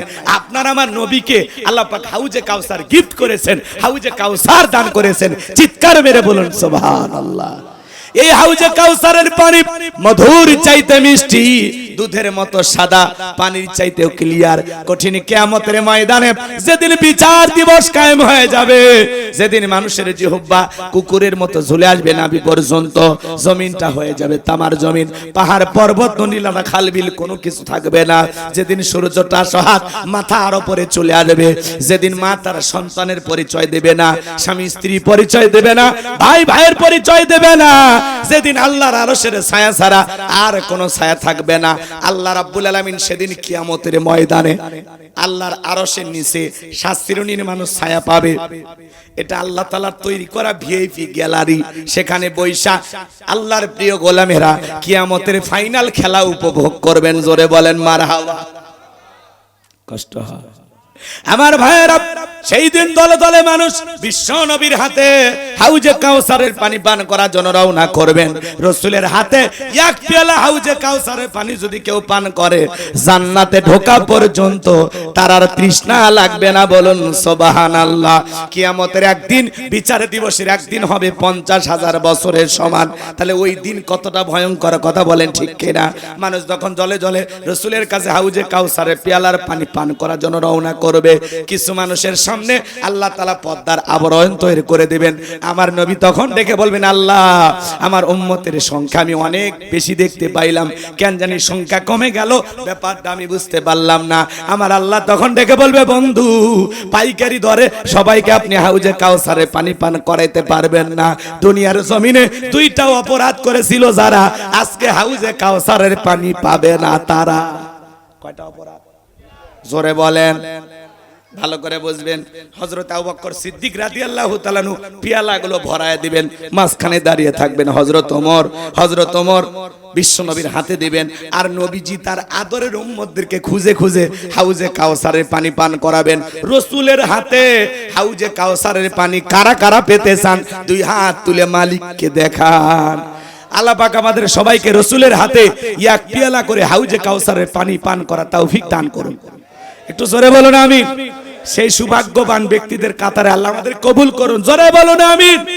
হাত নামান আমার ভাইয়েরা, হাউজে কাউসারের পানি চাইলেন আর পাইলেন, অতই সহজ। আমি আপনাদের এলাকায় আসলাম, আসার পরে একটা ছেলেকে কিছু চকলেট দিলাম, দিয়ে বললাম, বাবা এক বদ্দা পানি এনে দাও, আমি একটু উজু বানাবো। ওই ছেলেটা চকলেট পায়ে মারছে দৌড়, মাঝখানে আছাড় খাইয়ে পড়ে গেছে, হাঁটু ছিলে গেছে, রক্ত বের হয়েছে। কিন্তু ওই চকলেট থাকার কারণে উঠে দাঁড়াইয়া পানি নিয়ে আমার সামনে হাজির। আমি তখন বললাম, বাবা এই পানিটা আনতে গিয়ে তোমার কষ্ট হয়েছে, মাঝপথে আছাড় খাইয়ে পড়ে গেছো, হাঁটু ছিলে গেছে, রক্ত পড়ছে, ব্যথাও মনে হয় পাইছো। ওই চকলেট থাকার খুশির কারণে ওই ছেলে তখন বলতেছে, আমি এরকম কত পড়ে যায়, আমার কিছুই হয় না। কথা কয় না। চকলেট থাকার কারণে ওই ছেলের যেমন কষ্টটা পড়ে যাওয়াটা তেমন কিছু মনে হচ্ছে না। ঠিক কিয়ামতের ময়দানে রাসূলের হাতে এক পেয়ালা হাউজে কাউসারের পানি যদি তকদিরে জুটে যায়, আর আল্লাহর আরশের নিচে যদি ছায়া ভাগ্যে জুটে যায়, কিয়ামতের কঠিন দিন তার কাছে কঠিন মনে হবে না, আল্লাহ সহজ করে দিবেন। বলুন সুবহানাল্লাহ। আর সেই লোকটা জান্নাতে যাবে, তার আর কোনো টেনশন থাকবে না। একটু সুবহানাল্লাহ জোরে বলেন। এইবার চলেন, হাউজে কাউসারের পানি চাইলেন আর পাইলেন, অতই সহজ, কাজ করা লাগবে না। কথা কয় না? আপনি হয়তোবা নতুন নামাজ ধরছেন, হঠাৎ করে উত্তরপাড়া বাদশা আজকে জোহরের নামাজ পড়ার জন্য মসজিদে গেছে। যারা পুরাতন মুসল্লি ওরা তখন টিটকারি মেরে বলে, হরে দেখছি নতুন মুসল্লি আসছে মসজিদে, সূর্য আজ কোন দিক উঠছে। কথা কয় না? তখন বলে, বাদশা নামাজ কি ঠিকঠাক মতো পড়বে তুমি, নাকি আবার 2 দিন পরে হারিয়ে যাবে? এই যে ঠাট্টা বিদ্রুপ করা আছে না নাই? ভাই কেউ একজন মসজিদে গেছে, খবরদার এইভাবে বলবেন না।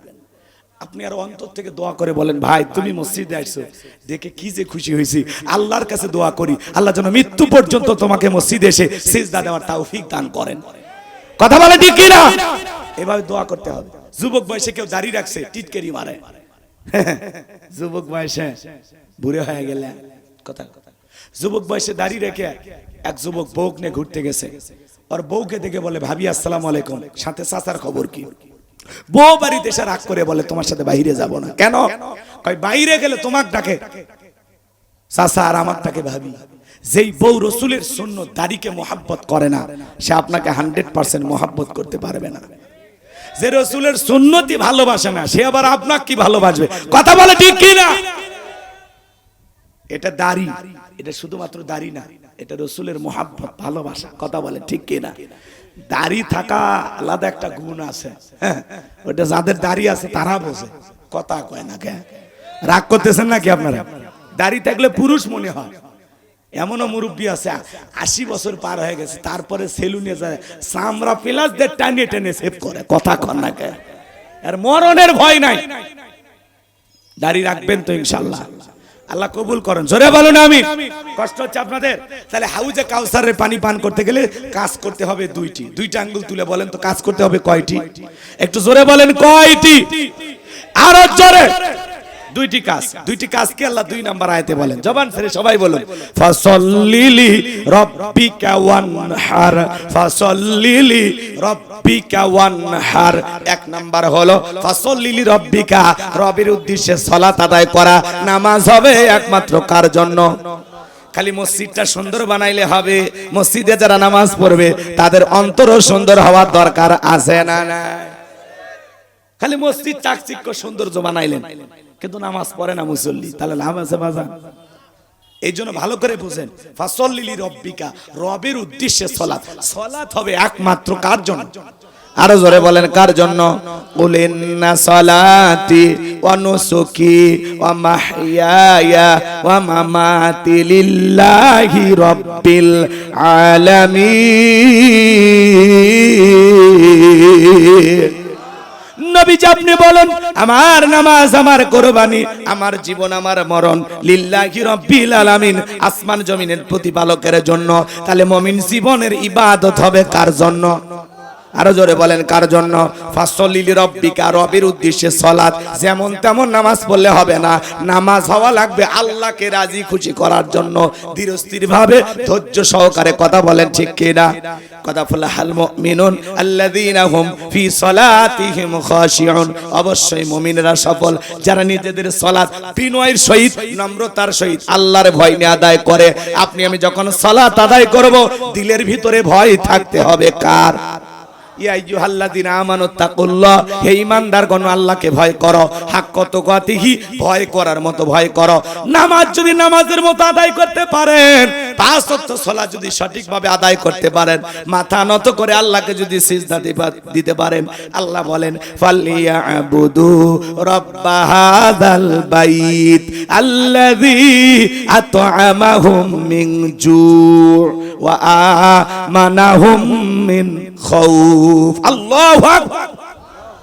আল্লাহ বলেন এই ঘরের মালিকের ইবাদত করো। ইবাদত কি ঘরের না ঘরের মালিকের? কথা কয় না কে? আল্লাহ বলেন ফালিয়াবুদু রাব্বা হাযাল বাইত, এই ঘরের মালিকের ইবাদত করো। ইবাদত যদি ইবাদতের মতো হয়, নামাজ যদি নামাজের মতো আদায় করতে পারেন, আল্লাহ বলে বান্দা 5 ওয়াক্ত সালাতে মাথা নত করে আমি আল্লাহকে যদি সিজদার মতো সিজদা দিতে পারো, আমি আল্লাহ তোমাদেরকে 2টা জিনিস দেব। 1 নাম্বার, রিজেক্টের টেনশন করা লাগবে না। যে বান্দা 5 ওয়াক্ত সালাতে মাথা নত করে আমি আল্লাহকে সিজদা দিবে, ওই বান্দাকে আমি আল্লাহ না খাওয়ায় রাখবো না, আমি আল্লাহ তার রিজেকের ব্যবস্থা করব। রিজেক দেওয়ার মালিক কে? আপনাদের এলাকায় শিয়াল পণ্ডিত থাকে, চেনেন না? কু কয়েছিল, ওরে খাওয়ায় কে? কথা কয় না। পাখিটা সকালবেলা খালি পেটে নির থেকে বের হয়ে যায়, সন্ধ্যাবেলায় ওই পাখির পেট ভইরা বাসায় ফিরে আসার ব্যবস্থা করে দেয় কি?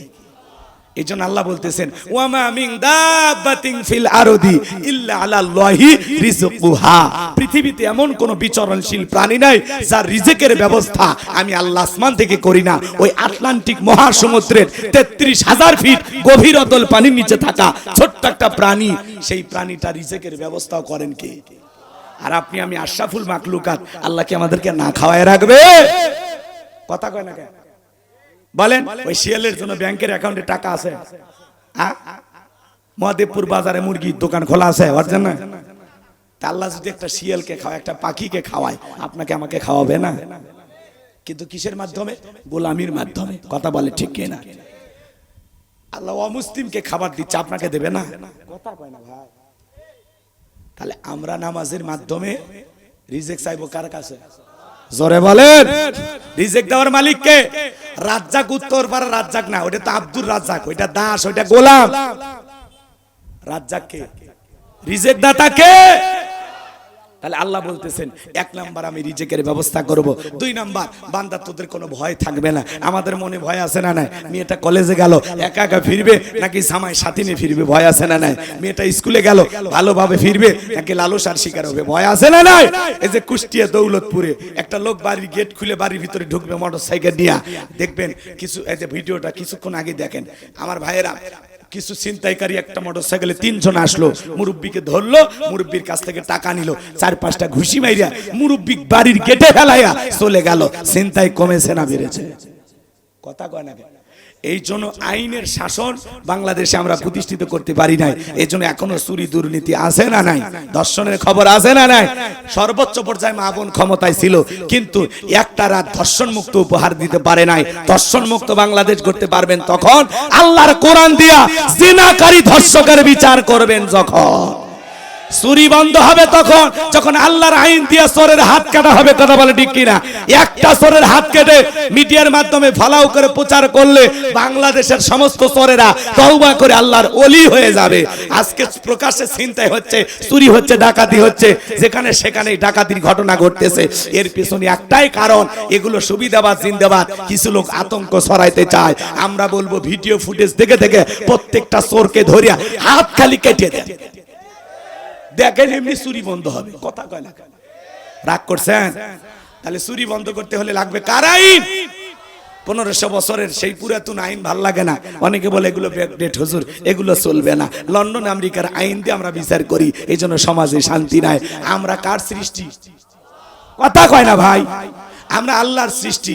আল্লাহ ভালো জানে কোন আইনে বান্দাকে ঠান্ডা করা যাবে। কথা বলেন ঠিক কিনা? এজন্য চোর যদি চুরি করে, পুরুষ হোক আর নারী হোক, প্রমাণিত হলে হাত কেটে দাও। একটা চোরের হাত কেটে খালি ভিডিও ফুটেজ মিডিয়ার মাধ্যমে প্রচার করেন, বাংলাদেশ পুরোটা ঠান্ডা হয়ে যায়। কথা বলে ঠিক কি না? এজন্য লাগবে কার আইন? এই জমিনে আল্লাহর আইন চালু হোক। কারা কারা আছেন দেখি তো, 2 হাত তুলে দেখান তো দেখি। লিল্লাহি তাকবীর। আল্লাহ এই জমিনকে কোরআনের জন্য কবুল করে নাও। জোরে বলুন আমিন। একটা বার আমরা দেখতে চাই এই কোরআনটা দিয়ে দেশটা চলে কেমন দেখা যায়। বিশ্বাস করেন, আল্লাহর আইন প্রতিষ্ঠিত হলে এই সমাজটা জান্নাতের টুকরায় পরিণত হবে। নারী একা একা ঘুরে বেড়াবে, কেউ তাকাবে না। কথা বলেন ঠিক কিনা? কোটি কোটি টাকা নিয়ে আপনি ঘুরবেন, আপনার টাকা থেকেও হাত দেবে না। দেখেন না আফগানিস্তানের দিকে তাকায় দেখেন, পলিথিনের ব্যাগে কয়েক লাখ টাকা নিয়ে হেঁটে যাচ্ছে, কেউ তাকাচ্ছে না। আল্লাহু আকবার বলে। কোরআনের শাসন কারে বলে? চান তো ইনশাআল্লাহ? কথা কয় না? চান তো ইনশাআল্লাহ? তাহলে এদিক খেয়াল করেন, নামাজের মতো আদায় করলে আল্লাহ 2টা জিনিস দেবে, রিজিকের ব্যবস্থা করবে আর সকল ভয় থেকে নিরাপত্তা দেবে। আমরা নিরাপত্তা চাইবো কার কাছে? জোরে বলেন কার কাছে? আল্লাহর চাইতে আর কেউ বড় নিরাপত্তা দানকারী আছে? তাহলে নিরাপত্তা চাইবো কার কাছে? আল্লাহ আমাদের দেশের সকল অরাজকতা অশান্তি থেকে একটা নিরাপদ বাংলাদেশ দান করেন। জোরে বলুন আমিন। ফাসল্লি রব্বিকা, রবির উদ্দেশ্যে সালাত, রবির উদ্দেশ্যে 5 ওয়াক্ত সালাত মসজিদে গিয়ে জামাতের সহিত কারা কারা আদায় করবেন একটু হাত তুলে দেখান। আল্লাহ আমাদের সবাইকে 5 ওয়াক্ত নামাজি বানায় দেন। জোরে বলেন আমিন। হাত নামান। তাহলে ফাসল্লি রব্বিকা ওয়ানহার, 1 নাম্বার রবির উদ্দেশ্যে সালাত। সালাত যেন আল্লাহকে রাজি খুশি করার জন্য হয়। আমার ভাইয়েরা 5 ওয়াক্ত সালাত এটা তো ডিউটি, এটা তো পালন করা লাগবে। পাশাপাশি রাতের 1টা 2টা 3টার দিকে বিবির ভালোবাসা ত্যাগ করিয়া, আরামের বিছানা ত্যাগ করিয়া, ঠান্ডা পানি দিয়ে ওযু বানায়া সালাত আদায় করা দরকার আছে না নাই? জোরে বলেন, জোরে বলেন। দরকার আছে না নাই? এজন্য আল্লাহ বলেন ওয়াল্লাযীনা ইয়াবিতুনা লিরাব্বিহিম সুজদান ওয়া কিয়ামা, যারা রাত্রি জাগরণ করে আমি আল্লাহকে সিজদা দেয়, আমি আল্লাহর জন্য দণ্ডায়মান হয়ে যায়। আমার ভাইয়েরা, আমরা গভীর নিশিতে সিজদার মাধ্যমে, রুকুর মাধ্যমে, জায়নামাজের মাধ্যমে স্মরণ করব কাকে? প্রেম করব কার সাথে? আল্লাহর সাথে প্রেম করলে জীবনে কোনোদিন ব্যর্থতা নাই, সফলতা। কথা বলেন ঠিক কিনা? এজন্য যুবক, কিছু কিছু মানুষ কিন্তু রাত্রি জাগরণ করে আল্লাহকে সিজদা দেয়, দেখবেন তাদের জীবনে কোনো পেরেশানি নাই, হতাশা নাই। কথা বলেন ঠিক কিনা? আমার যুবক ভাইরাও রাত্রি জাগরণ করে, তবে আল্লাহকে সিজদা দিয়ে না। ওরা রাত্রি জাগরণ করে ইমু মেসেঞ্জারে সেটিং কইরা, বান্ধবীর সাথে কথা কইয়া। আপনাদের এলাকার ছেলেবেলা অবশ্য করে না, এর সারা রাত ইমু মেসেঞ্জারে চ্যাটিং করে। কি যে পাইছে রে ভাই, সারা রাত ইমু মেসেঞ্জারে কথা বইলা, বান্ধবী খাইছো, ঘুমাইছো, কি করতেছো? মেয়েটা যখন রাগ করে বলে আমি আজকে ভাত খাবো না, তখন বলে তুমি না খেলে আমিও খাবো না। নিজের মা খাইছে কিনা খবর নেয় না, আব্বা খাইছে কিনা খবর নেয় না, আর বান্ধবী না খাইলে ওই দুষ্ট যুবকের মুখে খাবার ওঠে না। এরকম পাগলও আছে না? না, রাগ করতেছে। এই মোবাইল যুব সমাজকে ধ্বংস করছে। কথা কর, এই মোবাইলের ওজন কম, কিন্তু এই মোবাইলের মাধ্যমে পাপের ওজন অনেক বেশি। ঘরের দরজা লাগাইয়া দেয় মোবাইলে, কি দেখো, কথা কয় না কেন, অশ্লীল ভিডিও দেখে, আছে না নাই? এই মোবাইল যুব সমাজকে নষ্ট করছে। কথা বলে ঠিক কিনা? দেশে মোবাইল আইছে, চিঠি বন্ধ হইয়াছে, দিওয়ানা বানাইছে, পোলা মাইয়ার মনের কথা ভাসে বাতাসে। না থাক, বলবো না। হ্যাঁ বলেন, বলেন, বলবো তাহলে জোরে বলো লিল্লাহে তাকবীর। দেশে মোবাইল আইছে, চিঠি বন্ধ হইয়াছে, দিওয়ানা বানাইছে, পোলা মাইয়ার মনের কথা হাসে বাতাসে। ও দেখো পোলা পানের মন বাদা ফেসবুকে এখন, ও দেখো পোলা পানের মন বাদা ফেসবুকে এখন, মোবাইলে চ্যাটিং কইরা কাটায় সারাক্ষণ। এই মোবাইল পাইয়া দেখো মদনের মাইয়া, এই মোবাইল পাইয়া দেখো মদনের মাইয়া, কি কাণ্ড ঘটাইছে, স্বামীর সংসার রাইখা নাকি পালাইয়া গেছে, স্বামীর সংসার রাইখা নাকি পালাইয়া গেছে। কথা বলে ঠিক কিনা? ও দেশে টিকটক আসিয়া সব গেল ভাসিয়া, ও দেশে টিকটক আসিয়া সব গেল ভাসিয়া, সিদ্দিক সোরা নায়ক হইছে আইডি খুলিয়া। এই মোবাইলে হাই কি জাদু আছে ভাই, এই মোবাইলে হাই কি জাদু আছে ভাই, পোলাপান বুঝাছে, পড়ালেখা তুইলা রাখছে সপ্তম আকাশে। পড়াশুনে না, এখন অটো পাস। এখন যে তোমাদের সেই প্রিয় মানুষটা চলে গেল, আর কি অটো পাস পাইবে? এখন পড়াশোনায় মনোযোগী হও। এই যুবক, মোবাইলের মাধ্যমে কোনো প্রেম ভালোবাসা করবা না। পিতামাতা পছন্দ করে বিয়ে দেবে যেখানে বরকত আছে, মুরব্বীদের দোয়া আছে যেখানে কল্যাণ আছে। কোন কোন যুবক মা বাবার পছন্দের মেয়েকে বিয়ে করবে? হাত তোলো তো, এখনো বিয়ে করেনি, হাত তোলো, হাত তোলো। পিতামাতার পছন্দের মেয়েকে বিয়ে করবেন তো ইনশাআল্লাহ? আল্লাহ কবুল করেন, জোরে বলেন আমিন। হাত নামা। ভাতিজা, প্রেম করে লাভ নাই, প্রেম করে জীবনে কেউ সুখী হয় না। কথা কয় না? তোমার ওই ভালোবাসা 3 মাস পরে জানলা ভেঙে পালিয়ে যাবে।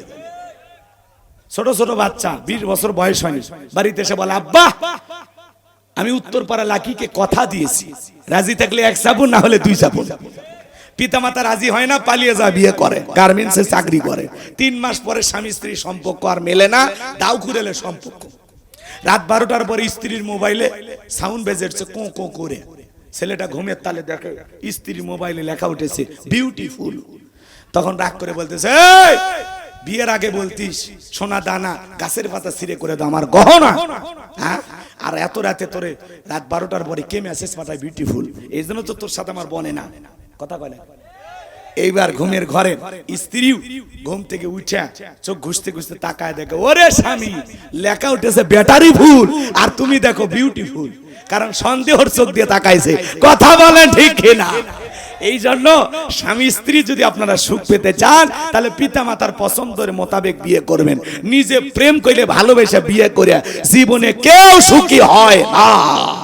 এই জন্য ওই নারীর ছলা কলায় ভুলো না, ওদের মিষ্টি কলায়, ওদের রূপের জালে ফাঁসে যায় না। পুলিশে ধরলে বাঁচবি, র্যাবে ধরলে বাঁচবি, কিন্তু কোন নারীর ছলনার প্রেমে, মায়ের জালে, মিষ্টি কথার জালে একবার যদি পাটা আটকে যায়, কান্দে পড়িয়া বকা কান্দে রে, সারা জীবন কেঁদেও ওই কাল নাগিনীর বিষাক্ত সবল থেকে তোরা বাঁচতে পারবি না। ওরা ভালোবাসে না, ওরা ছেলেদের মন নিয়ে ব্যবসা বাণিজ্য করে। যে যত দামি গিফট করে তারও তত বেশি ভালোবাসে। কথা কয়। এই জন্য খবরদার, বিয়ের আগে কোন ধরনের অবৈধ কোন সম্পর্ক করা যাবে, নিজেকে কন্ট্রোল করবা। ঠিক আছে যুবক, তোমাদের পায়ে হাত দিয়ে বলে গেলাম, ভালো হয়ে যাবে ইনশাআল্লাহ। কবুল করেন, জোরে বলেন আমিন। তাহলে আমার ভাইয়েরা, ফাসল্লি লিরাব্বিকা ওয়ানহার, 1 নাম্বার রবের উদ্দেশ্যে সালাত। তাহলে সালাত হবে কার জন্য? আরো জোরে বলেন, কার জন্য? এরপরে আল্লাহ তাআলা বলতেছেন ওয়ানহার মানে কুরবানি করা, নিজের আমিত্বকে কুরবানি করা, অহংকারকে কুরবানি করা, নিজের ভিতরে থাকা পশুসুলভ আচরণকে কুরবানি করা। কথা বলেন ঠিক কি না? রাগ করতেছে? রাখজান কইরেন না বাজান গো আমার। তাহলে নিজের ভিতরে থাকা পশু সুলভ আচরণকে কুরবানি করা। আমার ভাইয়েরা, ওয়ানহার মানে কুরবানি করা। কুরবানি করা মানে ত্যাগ করা, উৎসর্গ করা, স্যাক্রিফাইস করা, বিলিয়ে দেওয়া, বন্টন করা। কথাকে বোঝা যায়? আমরা কি করি, 7 জন ভাগে একটা গরু কিনি, 4 জন দড়ি ধরে টানে, পেছন থেকে 3 জন ঠেলে। এমন একটা গরু কিনে নিয়ে আসে যেই গরুর উপরে বয়স্ক ভাতা ওয়াজিব, গরুর শরীরের হাড় সব দেখা যায়। এমন গরু জবাই করলে কুরবানি হবে না। কুরবানির স্থান পর্যন্ত হাঁটা যাওয়ার শক্তি না, কোলত করে নিয়ে যায়। হুজুর বলে ভাই যে দুর্বল গাবি ভাই জবাই করি না ভাই। তখন বলতে হুজুর উপরে গোস্ত না থাকলে ভিতরে গোস্ত সেট করা আছে, আছে না নাই? ওগুলো গোস্ত টান দিবেন, এর থেকে মহাদেবপুর চলে যাবে। কথাকে বুঝছেন? এই জন্য ভাই খবরদার এরকম গাবি জবাই করবেন না। আল্লাহ বলেন তাসুরুন নাদিরিন, চমৎকার একটা গাবি জবাই করো, আকর্ষণীয়, হুষ্টপুষ্ট, দেখতে সুন্দর। কথা বলেন ঠিক না? পারবেন তো? শোনেন, যারা কুরবানি দেবেন, কুরবানির ওয়াজ করার অত সময় নাই। 3টা জিনিস খেয়াল রাখবেন। কয়টা? জোরে বলেন কয়টা? 1 নাম্বার, যারা কুরবানি দেবেন, 1 নাম্বার আপনার নিয়তটা সহি হওয়া লাগবে। প্রত্যেকটা কাজ নিয়তের উপর নির্ভরশীল। ইন্নামা আমালু বিন্নিয়াত। প্রত্যেকটা কাজ নিয়তের উপর নির্ভরশীল। যে আমি কুরবানি দিতেছি একমাত্র আল্লাহর খুশির জন্য। কার খুশির জন্য? কার নৈকট্য লাভের আশায়?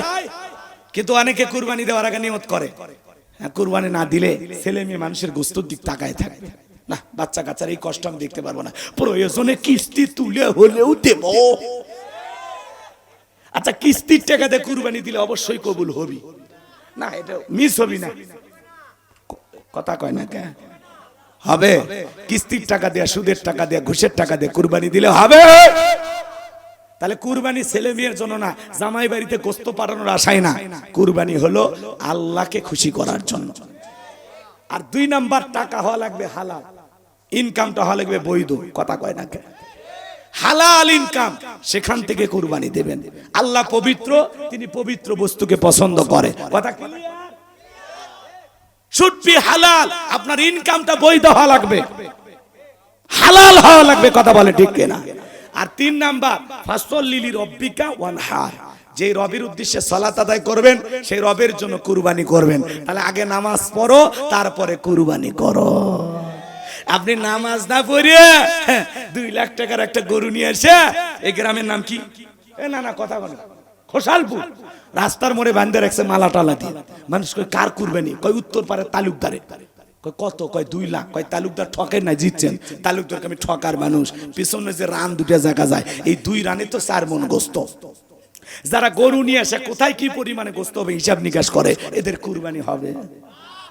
2 লাখ টাকার গরু কুরবানি করছে, ওই কুরবানির দিনে ফজরের নামাজও পড়েনি, ফজরের নামাজও পড়েনি। এমন কি সকাল 9টায় উঠে ব্রাশ ঠেলতেছে। কথা কয় না কেন? ঈদের নামাজও পড়ার সুযোগ খালি কোনো মতে গোসল করে আতর টাতর লাগে, একটা নতুন লুঙ্গি পরে গরুর দড়ি ধরে মফিজ দাঁড়িয়ে আছে। তোর খালি কুরবানি দেওয়া হবে, এই কুরবানি আল্লাহর দরবারে কবুল হবে না, খালি গোস্ত খাওয়া হবে। কথা কর ঠিক কিনা? ফজরের নামাজ নাই, মাঠের নামাজ নাই, দুলে ভাই গরু ধরে বসে এই রে কুরবানি দাদা রে। তোমার এই কুরবানি ওই দিন জব করা লাগবে কে? 3 মাস আগে জব করো। কথা কয় না কেন? এগুলো লোক দেখানো ইবাদত বাদ দেন, ভালো হয়ে যায়। আগে নামাজ পড়বেন, তারপরে কুরবানি করবেন। খালি এই ওয়াজ করে আমার মসজিদের ইমামতি চলে গেছে।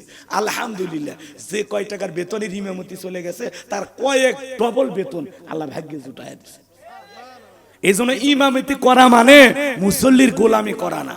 মসজিদে যদি সভাপতি সুদকর হয়, মাঝে মাঝে সুদের ওয়াজ করবেন, যাতে ওই সভাপতি পদত্যাগ করতে বাধ্য। কে না কথা ঠিক আছে না? সুদ খাবে আর মসজিদের সভাপতি হবে, তোমার টাইম আছে? কোন সুদখোর ঘুষখোর যেন মসজিদের সভাপতি সেক্রেটারি না হয়। কথা ক্লিয়ার? আল্লাহর ঘর পবিত্র, ভালো মানুষ দায়িত্ব নেবে। কি রাগ করছে? মসজিদের মেম্বারে দাঁড়ায় সুদের ওয়াজ, ঘুষের ওয়াজ, পর্দার ওয়াজ করা যায় না। করে হুজুর আমি তো এই ব্যবসার সাথে জড়িত, খামাখা এগুলো বলে আমাকে লজ্জা দিবেন না। তোমার এত লজ্জা লাগে তাহলে ভালো হয়ে যাও। কথা কয় না কে? রাগ করছেন আপনারা? তাহলে কুরবানি কার জন্য? ওয়ালাকি ইয়ানালুহুত তাকওয়া মিনকুম। আল্লাহ বলে বান্দা কয় লাখ টাকার গরু দিলি ওইটা আমি দেখি না, আমি দেখি তোর অন্তর, তোর অন্তরে যেইটা আছে আমি আল্লাহ সেইটা কবুল করব।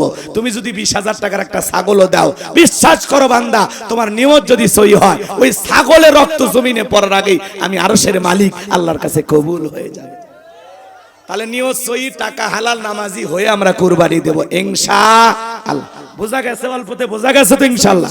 এইবার 3 নাম্বার আয়াত, ইন্না শানিয়া কাহুয়াল আবতার। ও নবী, যারা আপনাকে লেজ কাটানির বংশ বলে গো নবী, আপনি মন খারাপ করবেন না, ওই আবুল হাবের বংশে বাতি জ্বালানোর কেউ থাকবে না গো নবী। ও নবী, আপনার ছেলে সন্তানগুলোকে নিয়েছি, মনের মধ্যে কষ্ট নেবেন না গো নবী। এই পৃথিবীর জমিনে আপনাকে মোহাব্বত করার, আপনাকে ভালোবাসার কোটি কোটি রুহানি সন্তান আমি আল্লাহ জমিনে পাঠাবো। আমরা সবাই রসুলের কি সন্তান? রুহানি সন্তান। একটু জোরে বলেন। এ জায়গায় খুবই গুরুত্বপূর্ণ কথা। নবীজির অপমানে যদি না কাঁদে তোমার মন, মুসলিম নয় তুমি মুনাফিক, নবীজির দুশমন। তাম পৃথিবীতে 200 কোটি মুসলমান, 700 কোটি মানুষের মধ্যে 200 কোটি মুসলমান। ফ্রান্সের লোকেরা যখন রসুলের কার্টুন প্রদর্শন করলো, কার্টুন বানায়া নাকটা বেঁকা করিয়ে দিয়া মুখে কয়েকটা দাড়ি লাগায় বলে ইনি মোহাম্মদ, জোরে কন নাউজুবিল্লাহ। আমার নবী কি দেখতে কার্টুনের মতো? এই পৃথিবীর সবচেয়ে সুন্দর মানুষটির নাম মুহাম্মদ রাসূলুল্লাহ সাল্লাল্লাহু আলাইহি সাল্লাম, যে নবীর চরিত্রের সার্টিফিকেট আল্লাহ দিয়ে বলেন ওয়া ইন্নাকা লাআলা খুলুকিন আযীম। নবী গো, আপনি হলেন পুত পবিত্র মহান চরিত্রের অধিকারী, জলে বলেন মারহাবা। নবীর চাইতে উত্তম চরিত্রের মানুষ এই দুনিয়ার জমিন আর কেউ আছে? আযীম আরবিতে এমন একটি শব্দ যার গভীরতা মাপা যায় না। আপনার আমার নবী কেমন দামি নবী, যে নবী 63 বছরের জিন্দেগিতে একটি মিথ্যা কথা বলেননি, এমন বিশ্ব রেকর্ড পৃথিবীর আর কোন দ্বিতীয় নেতার আছে? সেই নবীকে নেতা মানতে রাজি আছেন তো ইনশাআল্লাহ? কারা কারা হাত তোলেন তো। আমার নেতা, তোমার নেতা 63 বছরের জিন্দেগিতে একটি মিথ্যা কথা বলেননি। কেমন মানুষ ছিলেন, সুবহানাল্লাহ। নবীকে যারা গালি দেয় এরা কি? জারস সন্তান। জোরে বলেন কি? জারস। জারস কথা কি বুঝছেন? ওলীদ বিন মুগীর আরবের মানুষ, বাড়িতে চলে গেল, তার মায়ের নাম ছিল ঝর্ণা। যা বলে মা করবি না কোনো তালবাহানা, বিশ্বনবী আমাকে বলেছেন উতুল্লিম বাদা জালিকা জানিম, আমার নাকি জন্মের ঠিক নাই, আমি নাকি পিতৃ পরিচয়হীন। ওলীদ বিন মুগীরের মায়ের বয়স হয়ে গেছে, এক পা কবরে চলে গেছে। মনে মনে ভাবতেছে এই গোপন তথ্য নবী জানলো কেমনে? নবী তো জানতেন না, নবীকে জানিয়ে দিয়েছেন তিনি। আরেকটু জোরে বলেন তো কে? এই ওলীদ বিন মুগীরের মা বলতেছে বাবা আমার বয়স হয়ে গেছে, আমিও মিথ্যা বলবো না। তোর বাবা ব্যবসা বাণিজ্যের কাছে এতটাই ব্যস্ত থাকতো, তোর বাবা টাকা আছে না, ব্যবসা আছে না, কিন্তু তোর মায়ের মন বোঝে না। দেখবেন এলাকা থেকে ভাইয়েরা যখন একটু দূরে দূরে সরে যায়, দেবরের আমদানি কমে না বাড়ে? ওই দেবরেরা ভাবির দুয়ারে যায় স্লোগান দেয়, ভাবি ভাইয়া তোমার বর, আমি যে দেবর, ভেবে দেখো ভাবি কার কত দাবি। ভাই গেছে মালয়েশিয়ায়, আমি তো দেশে আসি। মা বোন যারা শুনতেছেন, মা দুইটা পুরুষ হইতে 2 কিলোমিটার দূরত্বে থাকবেন, একটা হলো দেবর আর একটা দুলে ভাই। এরা হলো মৃত্যু তুল্য, এরা বিষাক্ত সাপের চাইতেও ভয়ঙ্কর। মহিলারা আসছে, মা বোন যারা আসছে তাদের উদ্দেশ্যে আমি বলতে চাই, মা 4টে আমলে 8টা জান্নাতের দরজা খোলা। 1 নাম্বার নামাজ, 2 নাম্বার রোজা, 3 নাম্বার স্বামীর খেদমত, 4 নাম্বার ফরজ পর্দা। মা বলতেন আমল কম দাম বেশি, কথা কোন ঠিক কিনা? কিন্তু মা বোনেরা নামাজ জোহর পরে আসরের সময়, আসর পরে মাগরিবের সময়, আর মাগরিবের সময় হাঁসের বাচ্চা আর গরু ছাগল তুলবের যায় শেষ। এসার সময় সিরিয়ালের নিশায় পড়ে শেষ। স্টার জলসা জি বাংলা ধ্বংস করছে সোনার বাংলা। ওই কেরণমালা আঁকি বাকি দেখে মা বোনদের চরিত্রই শেষ। ওগুলো দেখে ক্রিমিনালি শিখছে না। না কিভাবে শ্বশুর শাশুড়িকে জামাইয়ের কাছ থেকে আলাদা করা যায়, কিভাবে স্বামীকে ঘুমের বড়ি খাওয়ায়া আর একটা বন্ধুর সাথে প্রেম করা যায়, এগুলো ক্রিমিনালি শিখতেছে। এজন্য ওই টেলিভিশন বন্ধ করে দেন। পারবে? কথা কয় না। ওই কালো তার কেসি দিয়ে কেটে দিবে, তাহলে এমনি ওয়াজ ছাড়াই সব চ্যানেল বন্ধ হয়ে যাবে। আচ্ছা যাই হোক, সময় নেই, অত কথা বলবো না। রোজার বেলায় কিন্তু মা বোনেরা শক্ত, কারণ মাঝে মাঝে আপনার সাথে রাগ করে 3 দিন ভাত খায় না। কথা কয় না?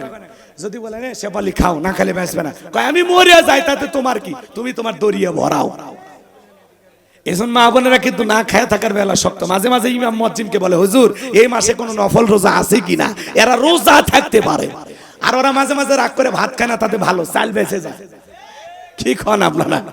আচ্ছা, 3 নাম্বার, এদিক খেয়াল করেন, স্বামীর খেদমত। এই জায়গাতে মা বোনেরা খুবই দুর্বল, কথা কয় না।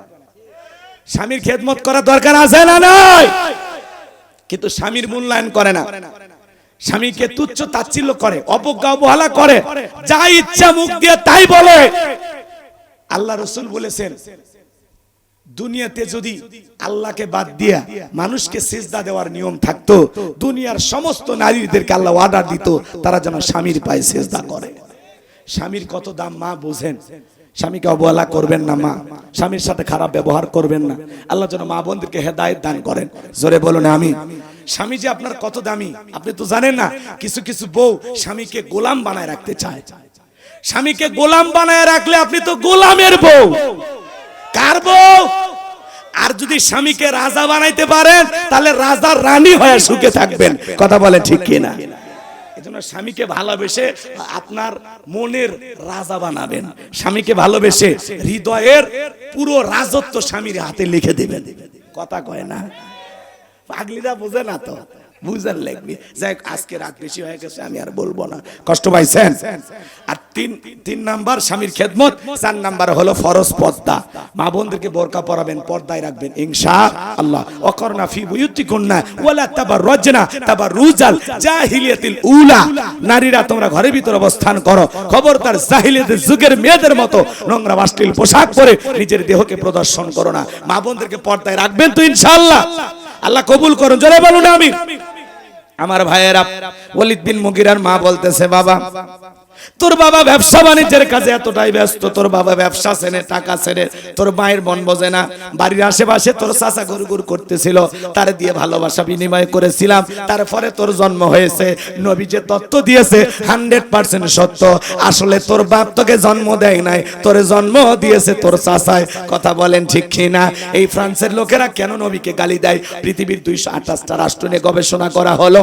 এইবার গবেষণায় বের হয়ে আসলো ফ্রান্সের মহিলারা বিয়ের আগে বাচ্চা জন্ম দেয়। বিয়ের আগে যদি বাচ্চা জন্ম হয় ওটা বৈধ না অবৈধ? তাহলে যারা অবৈধভাবে জন্ম হয় এরা নবীকে গালি দেয়। এজন্য পরিষ্কার কথা, নবীকে নিয়ে বাজে মন্তব্য করবে তারা অবৈধভাবে দুনিয়াতে জন্ম হয়েছে তারা। এক কথাই মনে রাখবেন, নবীকে গালি দেয় যারা, নিঃসন্দেহে যার সন্তান তারা।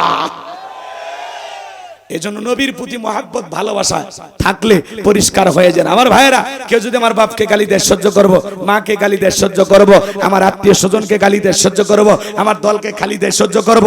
কিন্তু বিশ্ব নবী, আমাদের কলিজার টুকরা নবী, নবীকে নিয়ে যদি কেউ বাজে ভাষায় গালি দেয়, কুরুচিপূর্ণ মন্তব্য করে, ওই সমস্ত নাস্তিক বেঈমানকে ধইরা আর বুকের উপরে চইরা জিহ্বা টান দিয়ে সিরে কুকুরকে খাওয়ায় দেব।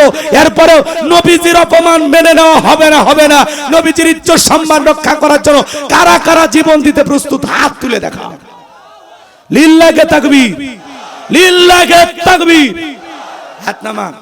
নবীজির অপমান সইবে না রে মুসলমান। আমরা নবীকে নিজের জীবনের চাইতে বেশি ভালোবাসি। আল্লাহ পাক আমাদের সবাইকে সত্যিকারী নবী প্রেমিক, নবীর উম্মত হওয়ার তৌফিক দান করুন। ওয়া আখিরি দাওয়ানা আনিল হামদুলিল্লাহি রাব্বিল আলামিন। আর সামনের দিকে না যাই, যতটুকু আলোচনা হচ্ছে, প্রচন্ড কুয়াশা আসছে, কষ্ট হচ্ছে আপনাদের? না বাজান, আর না, বেঁচে থাকলে আবারও দেখা হবে ইনশাআল্লাহ। না না না, আজকে রাত 12টা পার হয়ে গেছে। ঠিক আছে, সকালে দরুদ ইব্রাহিম পড়ুন। আল্লাহুম্মা সাল্লি আলা মুহাম্মদ ওয়া আলা আলি মুহাম্মদ কামা সাল্লাইতা আলা ইব্রাহিম ওয়া আলা আলি ইব্রাহিম ইন্নাকা হামিদুম মাজিদ। আল্লাহুম্মা বারিক আলা মুহাম্মদ ওয়া আলা আলি মুহাম্মদ কামা বারাকতা আলা ইব্রাহিম ওয়া আলা আলি ইব্রাহিম ইন্নাকা হামিদুম মাজিদ। ভাই শোনেন, এই শোনেন, যেই গরু দিয়া হাল চাষ করে নেবেন, যেই গরুর থেকে দুধ খাবেন, তার একটু যত্ন করার দরকার আছে না নাই? তা আমি যদি বেঁচে থাকি আবারও ওয়াজ শুনতে পারবে, একদিনে ওয়াজ শুনে মেরে ফেলে দেবেন। আখিরি দাওয়ানা আলহামদুলিল্লাহি রাব্বিল আলামিন। না না, কিছু বলবেন?